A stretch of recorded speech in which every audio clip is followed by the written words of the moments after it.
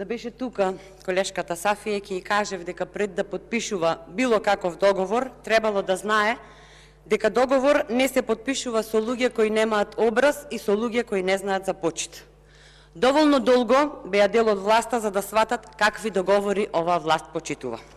Оваа власт почитува договори за вработување на роднини и пријатели со кои универзитетите ги претворија во приватни бизнеси.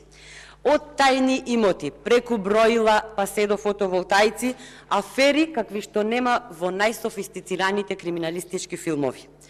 И колешката, како довчерашен дел од власта, заедно со власта успеаја во една година да ги убедат граѓаните дека во оваа држава демократија не постои, а корупцијата е сегде присутна. Оваа неспособна власт не ги почитува ниту човековите права. Оваа криминална власт го ускратува правото на слободно изразување и правото на говор. Секојдневно ги цензурира и им се заканува на медиумите, а граѓаните кои истата власт ги изреволтирала ги казнува за обичен Facebook статус.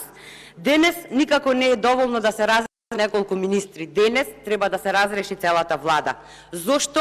Заради милион причини. Затоа што заборавивме што значи напредок. Затоа што потонавме во кризи. Затоа што никогаш нема ниту да се доближиме до Европската Унија со сите кумашини совршено организирани за грабеж на Македонија.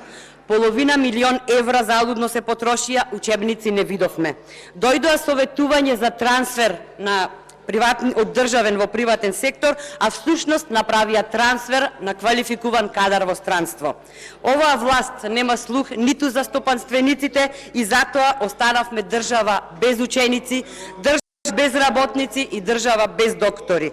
Дојдете во Охрид, младите охријани ќе ви кажат дека се поатрактивни стануваат сезонските заминувања во туристички дестинации кои им нудат неколку пати повисоки плати од овие што ги добиваат во угостителскиот сектор во Македонија. Го уништија пазарот на труд и веќе нема ниту надеж, ниту начин како да ги задржиме младите. И барањата од бизнис заедницата, како и се друго, си останаа само на хартија.